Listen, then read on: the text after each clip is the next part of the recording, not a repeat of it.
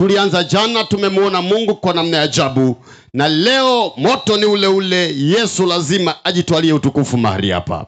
Baba, katika jina la Yesu Kristo, nimesimama katika madhabahu hii sasa. Shuka na utende jambo jipya kwa mtu aliyoko mahali hapa. Neema yako ya kuokoa ikaokoe jioni ya leo. Neema yako ya kuponya ikaponye jioni ya leo mtu mmoja hapa. Katika jina la Yesu Kristo, kila hila zote za adui tunavunja na kuteketeza kwa jina la Yesu Kristo. Amen. Bwana Yesu asifiwe. Haleluya. Mhubiri wangu, MC wangu, utakwenda kunisomea. Amen. Utakwenda kunisomea kitabu cha Yona sura ya 1 mstari wa 1 mpaka wa 4. Yona sura ya 1 mstari wa 1 mpaka wa 4. Ndio. Neno la Bwana linasema, ndio. Basi neno la Bwana lilimjia Yona, ndio, mwana wa Amitai kusema, ndio, ondoka uende Ninawi, mji ule mkubwa, ukapige kelele juu yake, kwa maana uovu wao umepanda juu mbele zangu. Lakini Yona akaondoka akimbilie Tarshishi, apate kujiepusha na uso wa Bwana. Akateremka hata Yafa. Akaona merikebu inayokwenda Tarshishi. Basi akatoa nauli, akapanda merikebuni aende pamoja nao Tarshishi, ajiepushe na uso wa Bwana. Mstari wa 4. Lakini Bwana alituma upepo mkuu baharini, ikawa tufani kubwa baharini, hata merikebu ikawa karibu na kuvunjika. Niendelee tena. Yona 2 mstari wa 10. Yona 2 mstari wa 10 anasema, ndio, Bwana akasema na yule samaki, naye akamtapika Yona pwani. Tutakwenda kumalizia Luka 15. Luka 15 mstari wa 18 mpaka 21. Luka 15 mstari wa 20, mstari wa 18 mpaka 21. Mstari wa 18 mpaka 21. Ndio. Neno la Bwana linasema, nitaondoka nitakwenda kwa baba yangu na kumwambia, Baba, nimekosa juu ya mbingu na mbele yako. Sistahili kuitwa mwana wako tena. Nifanye kama mmoja wa watumishi wako. Akaondoka akaenda kwa babaye. Alipokuwa angali mbali, baba yake alimuona, akamuonea huruma. Akaenda mbio, akamwangukia shingoni, akambusu sana. Mstari wa 21. Yule mwana akamwambia baba, nimekosa juu ya mbingu na mbele yako. Sistahili kuitwa mwana wako tena. Amen. Bwana Yesu asifiwe. Amen. Tumesoma maandiko tofauti tofauti hapa ili tujifunze kwa upana zaidi. Haleluya. Tunamsoma mtu mmoja anaitwa Yona. Bwana Yesu asifiwe. Mtu mmoja anaitwa Yona aliyetumwa na Mungu aende Ninawi, akambie watu wa Ninawi wamrudie Bwana, kwa sababu wamemkosea, kwa sababu wametenda dhambi. Yona aliposikia ule wito wa kutumwa, aliingiwa na mawazo yake ya tofauti ya kupingana na wito aliyotumwa. Amen. Akawaza kwamba Ninawi sitakwenda, na sitakwenda kusema kile Bwana ameniambia. Mimi nafunga safari yangu ya kukimbia kwenda Tarshishi. Haleluya. Biblia inasema akatafuta nauli, akaenda pwani ili apande ile merikebu ya kwenda Tarshishi. Bwana Yesu asifiwe. Ili akimbie kile Mungu amemwitia akifanye, ili akimbie habari ya kuhubiri Injili, ili akimbie maagizo ya Mungu ambayo ameweka ndani yake akayafanya. Haleluya. Akapanga naye mawazo yake ya tofauti na wazo la Mungu. Akimbie uso wa Bwana, akimbie kazi ya Mungu, akimbie ibada ya Bwana, akimbie kumcha Bwana, akafanye mambo yake ambayo anayaona yanafaa kufanya. Akapanga safari, na safari ikaanza. Akaenda akapanda merikebu kukimbia uso wa Bwana. Amen.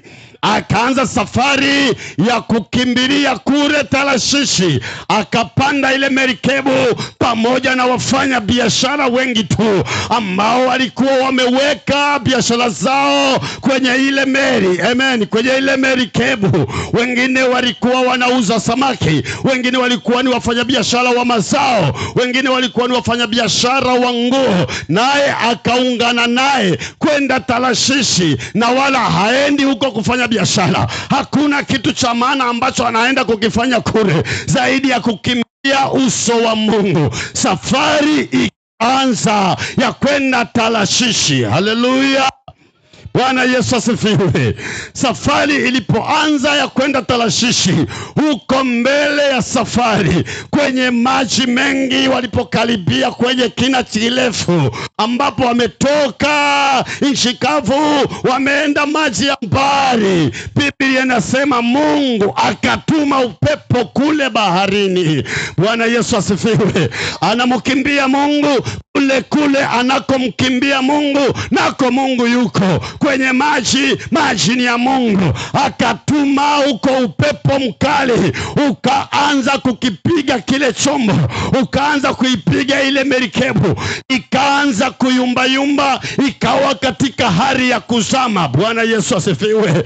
Ile hali ikasababisha msukosuko kwa wasafiri ambao walikuwa kwenye ile merikebu, ikasababisha huzuni na kilio kikubwa, kwa sababu mbele yao wanaona mauti, mbele yao wanaona kifo. Mawimbi yalivyokuwa yanapiga na upepo ulivyokuwa unapuliza, wakasema hapa hakuna mtu wa kupona. Mawazo yakaanza kuwaingia, wakashauriana, na tufanye nini sasa ili tupone na hali hii, kwa kuwa chombo hiki kiko katika hali ya kuzama. Wakaanza kuchukua mizigo kuitupa baharini, biashara zao kuzituma baharini, ili angalau chombo kiwe na mzigo mdogo ili kisizame. Walipozidi kutupa shehena za vitu walivyokuwa navyo, na ndivyo upepo ulizidi kuwa mkali, na ndivyo mauti ilikuwa inawasogelea kwa nguvu. Wakasema hapana, huu upepo sio wa kawaida, kuna sababu, kuna chanzo. Tufanyaje jamani? Kila mtu na amombe Mungu wake, ili ikiwezekana Mungu atusikie, atuponye na hizo ruba, atuponye na hii hatari. Haleluya. Bwana Yesu asifiwe. Na miongoni mwa wafanyakazi wa ile merikebu, akashuka chini ya merikebu kule, akamkuta Yona amelala usingizi kule. Akasema, wewe ni mtu wa namna gani? Umelala huku wakati wenzako huko tuko katika msukosuko wa kuangalia namna gani tutakavyopona na hii hatari, kwa sababu huu upepo utapelekea tu watu kufa. Akasema, amka na wewe umwombe Mungu. Akaamuka, lakini alijua kitu gani ambacho amekifanya, na ndiyo maana alikimbia kwenda kulala kule. Anajua sasa la kuwa na la kunaliwe. Watu wakawa na mashaka naye, wakasema, na tupige kula tuone sababu ya jambo hili ni kitu gani. Kule vijijini mtu akifa ghafla, watu walikuwa wanasema hapana, kifo hiki tujaribu kupiga kula tuone aliyesababisha ni nani. Na wakipiga kula ikikuangukia, ujue hawajakosea, wako sahihi. Haleluya. Amen. Wewe ukitokea wizi mahali eneo hilo, wanasema hapana, tukae na tuulize kwa nini huu wizi umetokea. Kuna mtu wakipiga kula, ile kula huwa haibahatishi, inakwenda sawa sawa. Ikikuangukia, jua wewe ndio mharifu.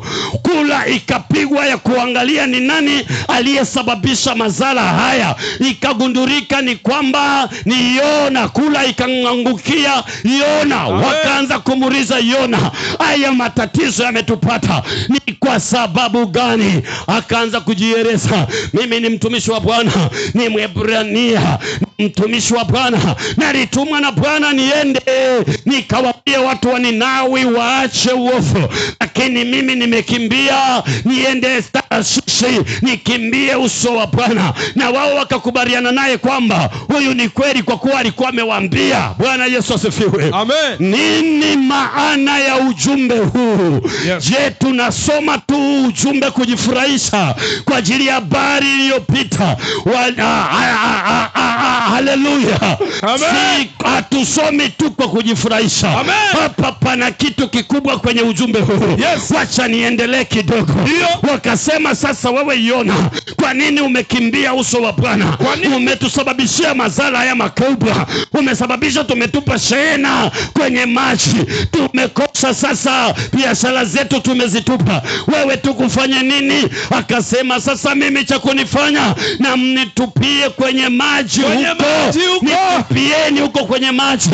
Ninastahili adhabu hiyo, maana nilijua nitapingana na Mungu. Nilijua nitashindana na Mungu. Kumbe siwezi kushindana na Mungu. Mungu ameniweza. La kuwa na liwe sasa ni mwendo wa kunitupia kwenye maji. Haleluya, haleluya. Amen. Wakaogopa jamani, tukimtupia huyu mtu kwenye maji, uone kwamba tunafanya kosa, kwa sababu kumuua mtu si kitu kizuri. Amen. Wanasemaga damu isiyo na hatia ukiiua inanena na italeta madhara kwenye kizazi. Wanasema tukimtupia huyu mtu wa Mungu madhara yatatupata. Wakajaribu kuvuta kasi kurudi walikotoka, lakini chombo kile kilizidi kulemewa na upepo, maana Mungu alikuwa ameingia kazini kushindana na mwanadamu huyu ambaye amekosa utii. Biblia inasema walipoona wamezidiwa, wakaomba rehema kwa Mungu. Mungu, tusiwe na hatia na mtu huyu, sasa tufanyaje? Wakamkamata Yona wakamtupa baharini. Bwana Yesu asifiwe. Amen. Walipomtupa baharini, Mungu akamuru samaki mkubwa ameze Yona. Yona akamezwa kwenye samaki na mdomo ukafungwa. Bwana Yesu asifiwe. Amen. Anajeuri tena. Hana jeuri. Yuko ndani ya samaki. Kuna kutoka kwenda kutembea tena. Yuko ndani ya samaki. Kuna kupika chakula humo. Yuko ndani ya samaki. Kuna kuenjoy kweli. Hata ukivuta hewa, ukitoa hewa, ukivuta nyingine, hakuna hewa, maana uko ndani ya samaki. Amen. Hewa utakayoipata ni ya samaki ya ndani. Bwana Yesu asifiwe. Amen. Ikawa ni kilio kizito kwa Yona. Ikawa ni maombolezo mazito kwa Yona. Amen. Yona akasema, hapa haina haja, nimekubali kwamba Mungu ni kiboko ya yote. Chini tu na kuomba rehema. Amen. Shuka chini tu na kusema, Mungu nisamehe. Jioni ya leo Mungu amenituma niseme, hukuumbwa wewe kwa bahati mbaya. Mungu alikuleta duniani kwa sababu moja tu, umwabudu. Amen. Umuche. Ndiyo maana waliachwa wengine wasizaliwe, ukazaliwa wewe. Mungu hakukuleta duniani kwa bahati mbaya, alikuleta kwa kusudi kamili. Ndiyo maana aliruhusu siku hiyo na tarehe hiyo na mwaka huo uzaliwe wewe. Huo mwaka usingezaliwa kama Mungu asingekuwa na kusudi na wewe. Ndiyo maana hata kwenye magonjwa utotoni wamekufa watoto wengi, wewe ukawa salama. Kwa nini Mungu alikuacha? Mungu alikuacha kwa lengo moja tu, umutumikie. Lakini umekataa wito wa Bwana, umekataa sauti ya Bwana. Ulikokimbilia unakujua wewe. Samaki ni kitu gani? Umekimbilia kwenye urevi na urevi umekunasa, hiyo ni samaki imekumeza. Umekimbilia kwenye uzinzi, uzinzi umekumeza, hiyo ni samaki. Katoka humo, maana mdomo umefungwa. Maana hiyo samaki imekubana mdomo umefungwa, uko ndani ya tumbo, utatokaje humo? Ni kwa sababu umekataa ule wito wa Bwana. Na huko ulikokimbilia hakuja kupa usalama wote. Umeingia kwenye ushoga. Hiyo ni samaki imekumeza na huwezi kutoka huko. Umeingia kwenye madawa ya kulevya. Hiyo ni samaki imekumeza na huwezi kutoka huko. Ulipoingia ulizani ni kitu rahisi, kutoka haiwezekani. Umeingia kwenye ukahaba, hiyo ni samaki imekumeza. Umeingia kwenye uchawi, hiyo ni samaki imekumeza. Na kwa sababu usioijua umesababishia ndugu zako hasara kwa kupingana na kusudi la Mungu, kwa kukataa kuokoka wewe, kwa kukataa kumcha Mungu. Umesababishia familia yako hasara kubwa sana. Umesababikia hata nchi yako inalia. Maana unapokuwa mlevi hakuna faida kwa taifa, bali wewe umekuwa mzigo. Unapokuwa mchawi hauna faida kwa familia, maana wewe umekuwa ni mzigo. Unapokuwa kahaba hauna faida, wewe ni mzigo. Umesababishia wazazi wako wamenalia. Umesababisha ndugu zako wanalia kwamba kaka yetu ni mlevi na hawezi kutusaidia tena. Kaka yetu ni shoga, ameolewa. Mnawapa na shida hata ya wachungaji na mna ya kujitambulisha. Wanasema mke wangu ni mwanamke. Ni kwa sababu gani? Kuna watu ni wanaume lakini ni wanawake, kwa sababu wamebadili ile hali ambayo Mungu alimuumbia. Amegeuka na kutumia matumizi mengine ambayo Mungu hakumuumbia. Hiyo ni samaki, kwa kuwa umekataa kumtumikia. Ndio kweli. Bwana Yesu asifiwe. Haleluya, haleluya, haleluya, haleluya. Ukiona unatenda mambo yaliyo mabaya, hiyo ni samaki imekumeza. Na humo huwezi kutoka, na humo huwezi kutoka. Ni Yesu tu achilie rehema zake. Na jioni ya leo ndipo tunajifunza hili neno, ili kusudi mtu mmoja Yesu amtoe kwenye hiyo samaki iliyomumeza. Ni kwa sababu anataka mtu mmoja aseme, Yesu, nimekubali. Nilijua nisipokutumikia nitakuwa salama, nisipokucha nitakuwa salama, na kumbe hakuna usalama. Nimejikuta sasa ninateseka. Ninanyenyekea kwako, ninatubu kwako. Naye Yesu kwa kuwa ni mwenye huruma, ukitubu jioni ya leo atakusamehe. Ataamuru hiyo pombe ikutapike, ataamuru hizo bangi zikutapike, ataamuru wa ushoga ukutapike. Mwenye amri ya kuamulisha kilichokumeza ni Yesu pekee. Akisema we mlevi, na kuamuru mwachie mtu huyu, ulevi utakuachia, bangi itakuachia, ukahaba utakuachia. Jioni ya leo Yesu anasema, huko uliko si ndiko alikokutuma, si ndio kazi aliyokuletea duniani. Wewe mwenyewe jiulize, au muulize jirani yako, huko uliko ndiko Yesu alikutumia? Huko uliko ndiko Yesu alikokutumia. Yani Yesu alikulete kutoka mbinguni uje duniani, akulete kwenye ushoga? Haiwezekani. Akulete kwenye ulevi? Haiwezekani. Akulete kwenye uzinzi? Haiwezekani. Akulete kwenye uchawi? Haiwezekani. Kwenye madawa ya kulevya? Haiwezekani. Kwenye bangi? Chukua hatua gani unapogundua kwamba huko uliko si ndiko ulikotumwa? Chukua hatua kama ya Yona.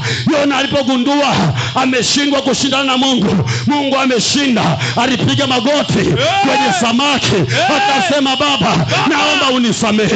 Baba, naomba unirehemu. Mimi ukiniponya hapa, nitaenda Ninawi, nitakwenda kuhubiri, nitakwenda kufanyia ibada, nitakwenda kukutukuza, nitakwenda kukutolea sadaka. Akatubu, akaomba rehema. Mungu ni mwenye rehema, akamrehemu Yona. Ndipo neno la Mungu linasema, kwa sababu Yona alitubu, akasema, Bwana, nitakufanyia ibada. Akaamulisha samaki imtapike Yona pwani ya Ninawi. Jioni ya leo ukimwamini Bwana Yesu ataamurisha kwa amri kile kilichokumeza kikwachie. Amen. Amen. Magonjwa yatakwachia, maana Yesu ameamurisha. Yesu akiamurisha utawekwa huru, hautakuwa kwenye kifungo ukimezwa na samaki, maana umekuwa mfungwa, hauna kwa kwenda. Ni nani akutoa kwenye kifungo hicho? Ni Yesu pekee.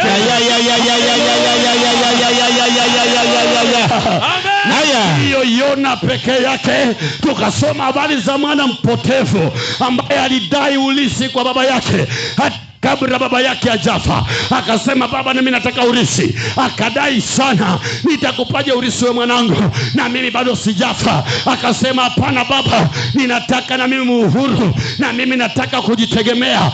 Akapewa ule urisi na akaondoka nchi ya mbali. Biblia inasema huko alikokwenda alienda kutumia mali zile kwa maisha ya anasa, kwa maisha ya anasa, kwa maisha ya anasa.